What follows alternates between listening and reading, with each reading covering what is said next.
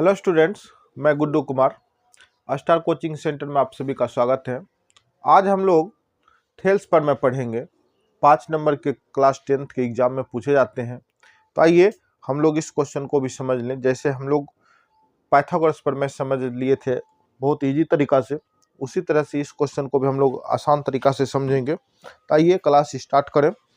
आइए देखिए क्वेश्चन क्या लिखा है। क्वेश्चन लिखा है थेल्स पर में यदि किसी त्रिभुज की एक भुजा के समांतर अन्य दो भुजाओं भिन्न भिन्न बिंदुओं पर प्रतिच्छेद करने के लिए रेखा खींची जाए तो ये दोनों भुजाएं एक ही अनुपात में विभाजित हो जाती है। चलिए देखिए, सबसे पहले इसका चित्र देखिए कैसे बनेगा। एक त्रिभुज बना लेते हैं, ठीक है। एक त्रिभुज बना लीजिए। सबसे पहले एक त्रिभुज का निर्माण करिए। तो ऊपर में ही करेंगे ताकि अपना दिक्कत ना हो फिर सब्जेक्ट मैंने आंसर देने में। तो ये है अपना त्रिभुज, ये त्रिभुज हो गए, ठीक है। इस त्रिभुज में कहता है कि समांतर भुजाएं, समांतर एक भुजा के समांतर, कोई एक भुजा के समांतर, चलिए इसी के समांतर एक भुजा लेते हैं जो अन्य दो भुजाओं को भिन्न भिन्न बिंदुओं पर, जो भिन्न भिन्न बिंदुओं पर क्या करती है, प्रतिच्छेद। ये देखिए भिन्न भिन्न बिंदुओं पर इस रेखा के समांतर एक रेखा मैंने खींच लिए जो कि दो गो भुजा को क्या किया, भिन्न भिन्न बिंदुओं पर, यानी भिन्न भिन्न का मतलब ये बिंदु और इस बिंदु पर प्रतिच्छेद किया। इसका नाम अगर आप ए, इसका नाम बी, इसका नाम सी, इसका नाम डी रख दीजिए और इसका नाम ई रख दीजिए। क्या कोई दिक्कत तो नहीं है यहाँ पे? अब जब कोई दिक्कत नहीं है तो हम क्या करेंगे, इस रेखा पे इसको थोड़ा सा काम क्या कर लेंगे कि यहाँ पे ए बी रेखा पे बिंदु ई को मिला देंगे और वह क्या कहलावेगा, लंब कहलावेगा। मिलाइए, मिला लेते हैं, ये मिल गया। और इसी प्रकार से डी बिंदु पे एसी रेखा पे एक लंब दे देते हैं, ये भी लंब हो गया। ये हो गया आपको 90 डिग्री का कोण, ठीक है। इसका नाम अगर करण आप करिएगा तो नामकरण क्या करिएगा, चलिए एम एन कर लीजिए, एम एन नाम ले लीजिए। और क्या करिए, बीई को भी क्या करिए, मिला दीजिए, क्योंकि अपना प्रूफ करना है जो वो चीज बताना है। ये हो गया, क्या कोई दिक्कत नहीं है? चित्र में कहीं पे किंतु परंतु नहीं। ये चित्र बन के रेडी है। अब इस चित्र में हम बारी बारी से पहले क्या करेंगे, इस त्रिभुज को ए डी बी को लेंगे क्षेत्रफल के रूप में, फिर त्रिभुज को लेंगे सी डी बी ई ले लेंगे।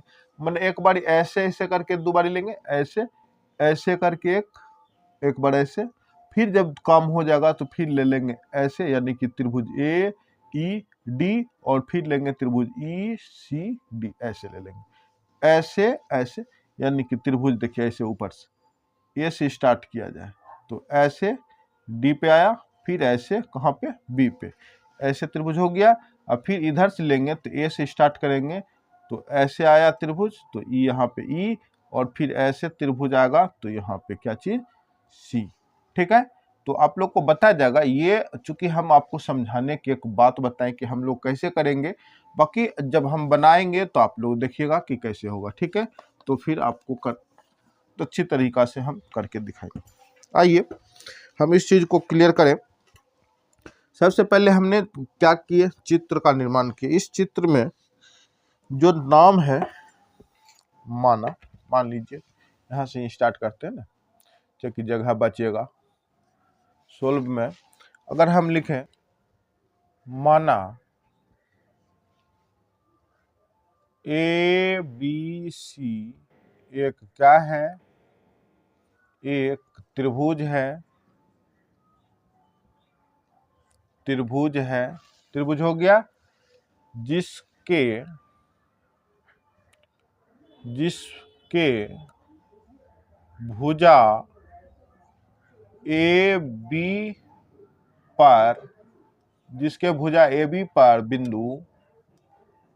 बिंदु डी तथा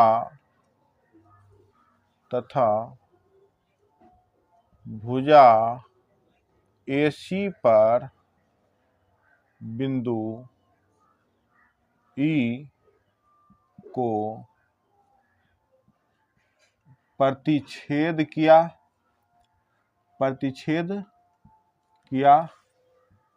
तब तब जाके जो प्राप्त होता है वहां पे DE समांतर BC खींचा।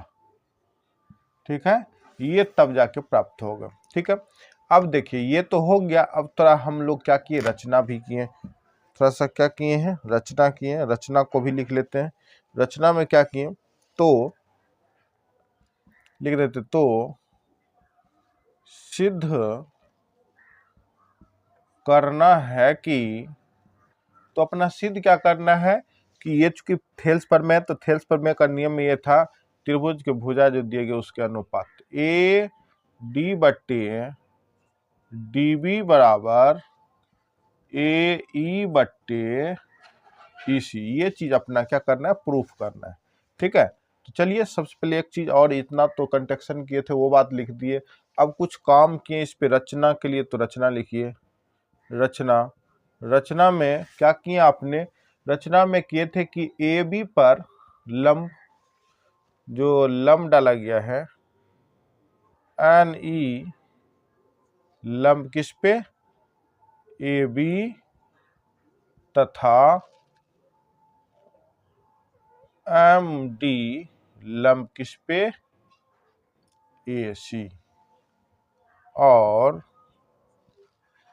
B को E से तथा D को C से मिलाया।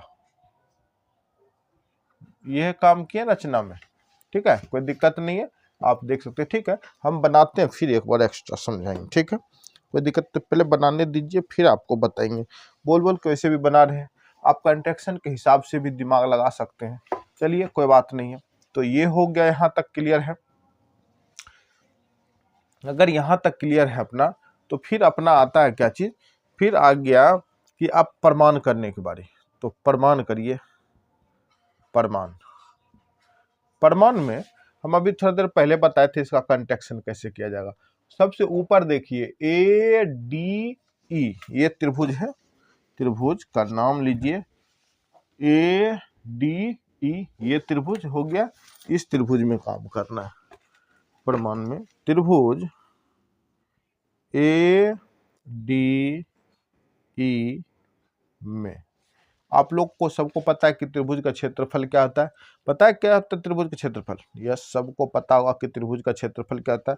तो त्रिभुज का देखिए, तब त्रिभुज ADE का क्षेत्रफल, क्षेत्र का क्या करना है, क्षेत्रफल लिखना है। क्षेत्रफल बराबर सूत्र होता है 1/2 गुना आधार गुना ऊंचाई,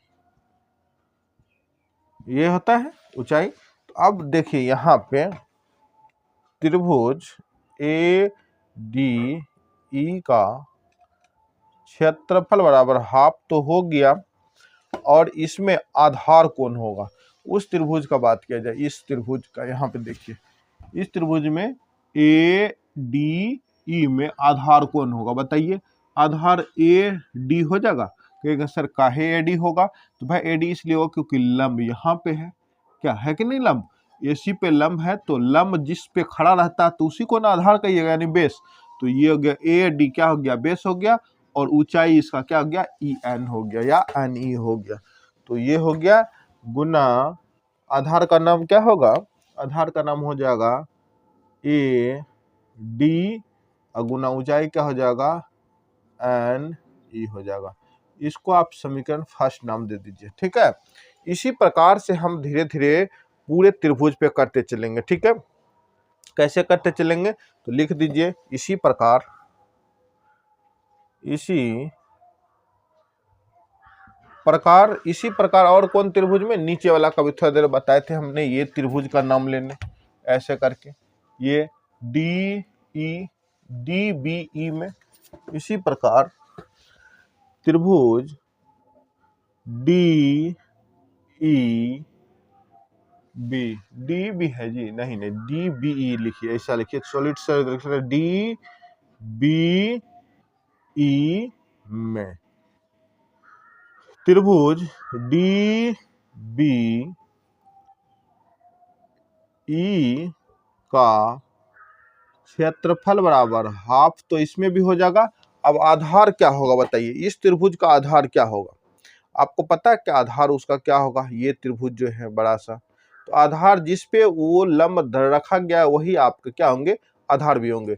आइए देखते हैं, ये रहा, इस पे जब अगर लंब मेरा, इसी पे जब मेरा लंब है तो आधार तो इसी यही ना होगा। अगर इस पे लंब है ए लेके बी तक में एन ई एक लंब है, तो इसका आधार तब यही होगा और लंब भी यही होगा। तो आइए कर लेते हैं, आधार थोड़ा चेंज रहेगा, ऊपर से नीचे में ये हो जाएगा, तो आधार का नाम हो जाएगा डी बी, या बी ई कहिए, बी, हाँ डी बी ही लिखिए, डी बी गुना लंब वही रह जाएगा जो लंब उस पे है दिख रहा, वो हो गया समीकरण सेकंड हो गया। ठीक है, अब हम लोग क्या करेंगे, समीकरण फर्स्ट को समीकरण फर्स्ट में सेकंड से भाग देने पे, चलिए समीकरण, अब यहां से चलिए लिख लेते हैं थोड़ा, समीकरण फर्स्ट में सेकंड से भाग देने पर, चलिए भाग दे दीजिए। तो त्रिभुज का नाम क्या है भाई, ए सॉरी, हाँ ए न है, हाँ ए डी ई का क्षेत्रफल बराबर हाफ गुना आधार का नाम A D Guna N E बट्टे, यहाँ पे बराबर देते हैं, बराबर बट्टे त्रिभुज का दूसरा नाम डी बी ई का क्षेत्रफल बराबर क्या हो जाएगा, हाफ गुना आधार का नाम इसका क्या होगा, डी बी गुना क्या चीज हो जाएगा बताइए, हो जाएगा इसका एन ई ही हो जाएगा, हाफ खत्म, एन खत्म, तो ये हो गया त्रिभुज ए डी ई का क्षेत्रफल बटे त्रिभुज डी बी ई का क्षेत्रफल बराबर जो बच गया ए डी बटे डी बी, इसको समीकरण क्या करिए, थर्ड मान लीजिए, मान लिए।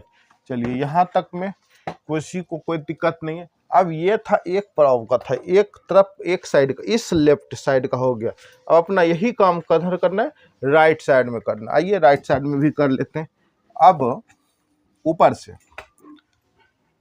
अब त्रिभुज ए ई डी में, किसमें, ए ई डी में, त्रिभुज ए ई डी में आधार का नाम वही रहेगा, ये रहेगा त्रिभुज ए ई डी में आधार कौन रहेगा, तो ए ई रहेगा, और लंब कौन रहेगा, तो ये रहेगा लंब इसका, क्योंकि आधार पे ही लंब टिका रहता, तो एम डी क्या हो जाएगा, लंब हो जाएगा। त्रिभुज ए ई डी का क्षेत्रफल बराबर क्या होगा, तो हो जाएगा हाफ गुना आधार का नाम क्या है, ए ई गुना लंब का नाम क्या है, तो डी एम नाम है, हो गया। इसको समीकरण फोर्थ कहिए। और इसी प्रकार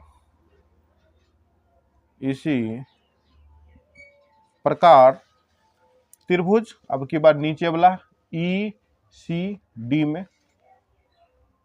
त्रिभुज ई सी डी में, ठीक है, क्या करना है, तो त्रिभुज ई सी डी का क्षेत्रफल बराबर, त्रिभुज ई सी डी का क्षेत्रफल बराबर 1/2 गुना आधार क्या होगा इसका, इसका आधार हो जाएगा ई सी हो जाएगा, और गुना लंब तो वही एक ही लंब डी एम लंब हो गया, इक्वेशन इसको कह सकते हैं 5। ठीक है, अब जो बात हमने किया था समीकरण के लेके, समीकरण थर्ड में, समीकरण थर्ड में नहीं, समीकरण फोर्थ में, समीकरण फोर्थ में 5 से भाग देने पर, भाग देने पर, तो चलिए दे देते हैं, भाग भी दे देते हैं। तो ये रहा त्रिभुज, तो त्रिभुज ए ई डी का क्षेत्रफल बराबर हाफ गुना ए ई गुना डी एम हो गया। क्या कोई दिक्कत नहीं है? अब बट्टे इसका कर लीजिए, ये बड़ा सा बट्टे देंगे क्योंकि यहाँ पे बराबर भी देना है। त्रिभुज, त्रिभुज का नाम क्या है भाई? ई सी डी का क्षेत्रफल बट्टे क्या लिखेंगे? क्या है? हाफ गुना, हाफ गुना ई सी गुना डी एम हो गया। ये डी एम खत्म, ये 1/2 1/2 खत्म हो गया। अब आपके पास बच क्या रहा? देखिए आपके पास अब बच रहा, जो बच गया उसको लिख दीजिए। तब जो बचा अपना त्रिभुज ए ई डी का क्षेत्रफल बटे त्रिभुज ई सी डी का क्षेत्रफल बराबर, ई सी डी का क्षेत्रफल में अपना बचा क्या है? ए ई बचा है, ए ई बट्टे ई सी। इसको क्या करिए? समीकरण 6 मान लीजिए। हो गया समीकरण 6। यहाँ तक में तो कोई दिक्कत नहीं, सेम टू सेम वही बात हमने की है। ठीक है, यहाँ से देख लीजिए, वैसे फिर से एक बार बताया जाएगा, यहाँ तक भी कोई किसी को दिक्कत नहीं होना चाहिए। ठीक है, अब कुछ बात 6 तक होने के बाद हम कुछ बात यहाँ पे लिखेंगे जो कि जानकारी के लिए, जो कि इस दोनों को बराबर करने के लिए सिद्ध होता है। ठीक है, तो क्या लिखेंगे? तो आइए लिख देते हैं। पर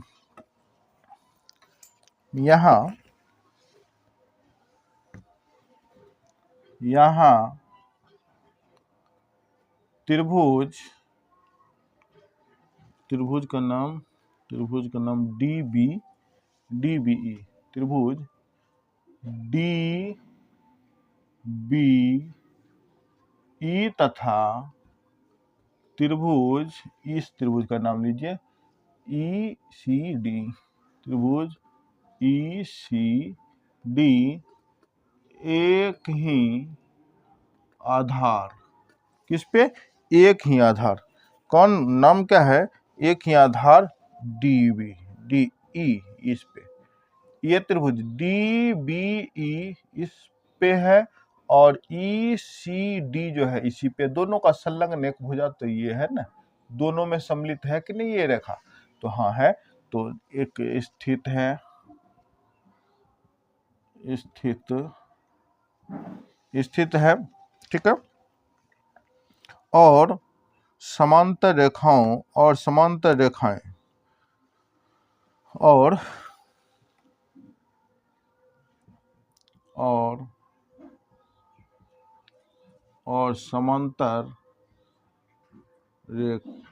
समांतर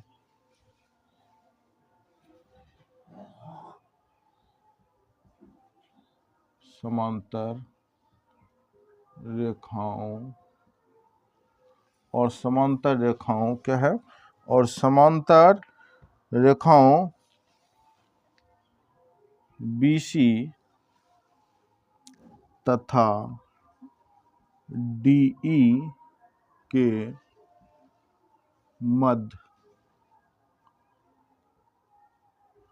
मध्य स्थित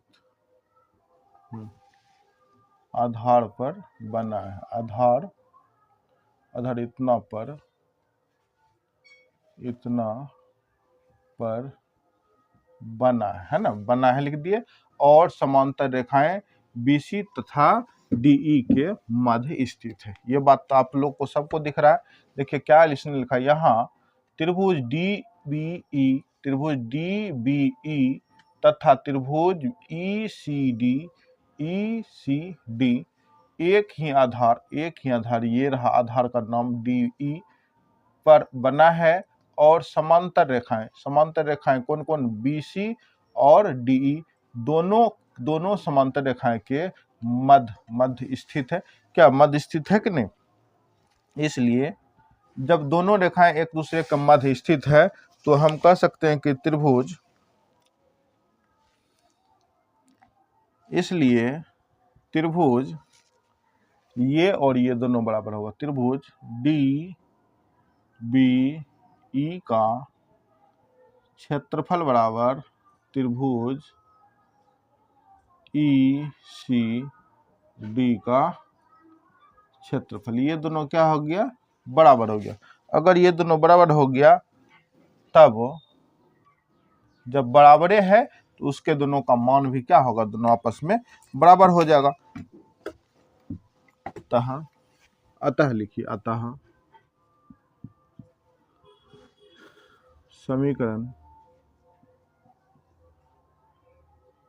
समीकरण थर्ड तथा 6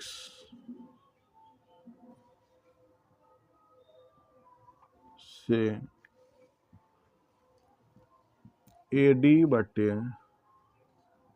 DB बराबर AE बटे EC, ये अपना क्या हो गया? प्रूव्ड हो गया है ना। चलिए ये चीज अपना प्रूफ हो गया। कैसे? आप देखिए एक बार और आपको अलग से फिर से समझा देते हैं। ये 5 नंबर के क्वेश्चन है भाई। अगर इसको आप बना देते हैं तो पक्का परफेक्ट जिस तरह से बताया गया अगर बना देते हैं तो आपको पक्का पक्की एक भी नंबर इधर उधर नहीं, 5 नंबर आपको इस क्वेश्चन से आपको मिलेगा। इसी को क्या कहते हैं? थेल्स प्रमेय। इसी को क्या कहते हैं? थेल्स प्रमेय। यही है 5 नंबर का क्वेश्चन। ठीक है, 5 नंबर का क्वेश्चन आता है। अगर पूछ दिया तो 5 नंबर के क्वेश्चन आते हैं। देखिए फिर से समझ लीजिए। कहता है थेल्स प्रमेय में, यदि किसी त्रिभुज की एक भुजा के समांतर अन्य दो भुजाओं पर भिन्न भिन्न दो बिंदुओं पर प्रतिच्छेद करिए। कहता है कोई त्रिभुज है, उस त्रिभुज में कोई एक भुजा के समांतर, तो हमने इस भुजा के समांतर इस रेखा को ले रहे हैं और जो अन्य दो इस रेखा के समांतर करेंगे तो अन्य दो भुजा AB और AC बच जाएगा। इस दोनों रेखा पर अलग अलग बिंदुओं पर क्या करती है? अलग अलग बिंदुओं पर क्या कर रही है? एक रेखा खींची जाती है जो प्रतिच्छेद कर रही है। तो ये दोनों भुजाएं एक ही अनुपात में विभाजित हो जाता है। तो एक ही अनुपात में विभाजित करें तो कैसे अनुपात में विभाजित होगा? तो AD बटे DB और AE बटे EC, यानी कि ये जो अपना प्रूफ करने के लिए कहा है AD बटे DB इक्वल टू AE बटे EC, ये अपना क्या करना है? प्रूफ करना है। तो त्रिभुज का बात समझ गए क्या करना है भाई। अब चलिए प्रूफ के चलते हैं। जो हमने त्रिभुज यहाँ पे बना रखे हैं, ठीक है, जैसे कहा था इसने उस तरह से खींच दिया त्रिभुज को। खींचने के बाद हम जो करें उसको चलिए मान लेते हैं। माना ABC एक क्या है? त्रिभुज है। ठीक, ABC एक त्रिभुज बन गया। उसके बाद उसके भुजा AB पर बिंदु D तथा भुजा AC पर बिंदु E को इस तरह से प्रतिच्छेद किया तब जाके हमें क्या प्राप्त हो गया? जब प्रतिच्छेद किया तो DE समांतर BC खींच दिया गया। ठीक है, ये हो गया। अब इस चीज को करने के बाद हमें क्या करना है? सिद्ध करना है कि AD बटे DB बराबर AE बटे EC। ये चीज अपना क्या करना है? प्रूव करना है। अब प्रूव करने में कुछ न अपना त्रिभुज में रचना भी किए। क्या रचना किए हैं? तो NE जो रेखा खींचे थे वह किस पे खींचे थे? तो AB पे खींचे थे लंब के रूप में, तब वो लंब बन गया था। और ND जो है, ND ही न है, नहीं ND नहीं है भाई, ND नहीं, M है, ये M, ये है M, MD लंब AC इस पे खींचा गया। अब खिंचाने के बाद क्या हो गया, और हमने क्या किए थे, बी को ई से मिला दिए थे तथा डी को सी से मिला दिए थे। ये किए थे ऐसा, सी को डी से मिला थे, सी को डी से मिला दिए थे। ठीक है, अब प्रमाण करने की बारी आ गई। इस चीज को लिखने के बाद आपको प्रमाण करने की बारी आया कि त्रिभुज ए डी ई में, त्रिभुज ए बी डी कहाँ है, ऊपर देख लीजिए। जैसे हम आप लोग को कहे थे, त्रिभुज ये रहा, ए ऐसे करना, पहले ऐसे फिर ऐसे चलना है, फिर जब दूसरी टर्म ये फर्स्ट में चलना है तो दूसरी टर्म में ऐसे चलना है, फिर ऐसे चलना है। ये हो गया सेकेंड टर्म। ठीक है, तो ये अगर सेकेंड टर्म में है तो आप यहाँ पे देख लीजिए क्या हो रहा। तो पहला से स्टार्ट, ये हो गया त्रिभुज ए डी ई में त्रिभुज कोई भी रहे उसका क्षेत्रफल बराबर होता है 1/2 गुना, यानी कि हाफ गुना आधार गुना ऊंचाई। तो उस त्रिभुज में क्षेत्रफल हाफ तो हाफ रह गया, आधार कौन हो जाएगा। अगर इस त्रिभुज में ए डी ई में यह लंब है तो लंब के नीचे जो होता है वही ना आधार होता है। तो ये ए डी क्या हो गया, लंब हो गया, और गुना ए डी क्या हो गया, आधार हो गया, और लंब क्या हो गया, एन ई हो गया। क्लियर है, समीकरण इसको फर्स्ट मान लिए। इसी प्रकार से हम दूसरा त्रिभुज लिए, उसको नीचे वाला फर्स्ट टर्म के नीचे, तो ये हो गया डी बी ई, त्रिभुज डी बी ई में त्रिभुज का क्षेत्रफल आधार हाफ गुना आधार। आधार का नाम इस बार क्या होने वाला है, क्योंकि आधार वही रहने वाला है, क्या रहने वाला है, क्योंकि ये जो लंब इस पे खींचा गया ना, तो ये आधार ए से लेके बी तक क्या बन गया, इसका आधार बन गया। देखिए यहाँ पे कहीं पे दिखाया तो भी था, यहाँ पे दिखाया गया, यहाँ पे ए ई एन ई जो है पूरे पे ये क्या हो गया है, लंब खींचा गया। तो लंब है तो आधा भाग बांटिए या पूरा भाग लेके चलिए, तो वो उसका आधार कहलावेगा। तो आधार डीबी हो गया, और लंब का नाम वही रहेगा क्योंकि वही चीज लंब है। समीकरण सेकंड हो गया। अब सेकंड समीकरण को क्या किए, फर्स्ट में सेकंड से भाग दे दिए तो हमें समीकरण थर्ड प्राप्त हुआ। जो कट रहा था काट दिए, जो नहीं कट रहा था वो आपके पास ये बच गया। बचने के बाद फिर अब हम क्या किए, ये फर्स्ट टाइम पे तो ऐसे हो गया, यहाँ तक में कोई दिक्कत नहीं। जिस प्रकार से आपने फर्स्ट टाइम पे किए उसी प्रकार से आप सेकेंड टाइम पे करेंगे। पहला त्रिभुज ए ई डी लेना है, दूसरा त्रिभुज ई सी डी लेना है। उसी प्रकार से जैसे जैसे किए थे उस प्रकार से यहाँ पे कर दिए। करने के बाद अब हमको थोड़ा सा बात दिमाग में, तो बराबर भी करना है। बराबर करना तो कुछ बात, एक चीज लिखना पड़ेगा। क्या लिखना पड़ेगा, तो हम यहाँ पे देख रहे हैं कि त्रिभुज जो डी बी ई है और त्रिभुज ई सी डी जो है, दोनों त्रिभुज एक ही भुजा पे टिका हुआ है। यानी कि आधार को इसको मान लीजिए, इस कंडीशन में आधार इसको मान के यह रेखा पे बना हुआ है, और बना तो है, और क्या है कि बी सी और डी ई दोनों के बीच में ही ये दोनों त्रिभुज है। क्या है कि नहीं, इसलिए जब दोनों त्रिभुज एक दूसरे के बीच में ही है तो, और बराबर दोनों एक पे है भी, और बीच में सेम टू सेम है, तो हम कह सकते हैं कि ये दोनों त्रिभुज का क्षेत्रफल क्या होगी, बराबर हो जाएगा। अब बराबर अगर त्रिभुज का क्षेत्रफल हो गया तो ऊपर वाला तो ऐसे ही बराबर है भाई, देख लीजिए कैसे बराबर है। ए डी सी कहिए या ए ई सी कहिए, दोनों एक में, नाम सिर्फ घूम गया ऐसे ऐसे, बराबर तो ऊपर में, और ये भी दोनों त्रिभुज क्या हो गए, बराबर हो गए। अब जब बराबर हो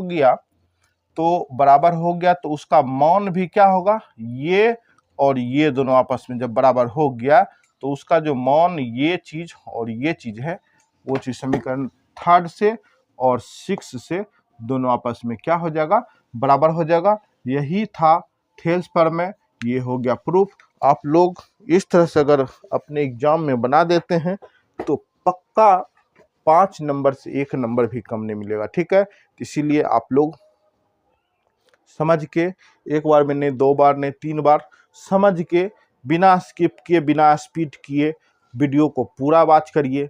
और अगर अच्छा लगा हो तो एक लाइक जरूर कर दिया कीजिए, और अपने मित्र को भी शेयर कर दीजिए ताकि उसे भी कुछ जानकारी प्राप्त हो, चैनल से जुड़ सके। और आगे के लिए पढ़ाई तो हम पहले भी कह चुके हैं कि इस चैनल के माध्यम से आपको एग्ज़ाम के बाद ही 11th 12th का भी मैथ देखने को मिलेगा। 10th क्लास का प्रॉपर चलेगा ही चलेगा। एग्ज़ाम ख़त्म होने के बाद टॉपिक को क्लियर करके हम सब्जेक्ट पे चलेंगे, मनी एनसीईआरटी बुक पे चलेंगे, जो कि अध्याय 1 से स्टार्ट करेंगे। तो चलिए आज का क्लास यहीं तक, फिर मिलते हैं नेक्स्ट वीडियो में, ठीक है। चलिए सभी को धन्यवाद। ओके।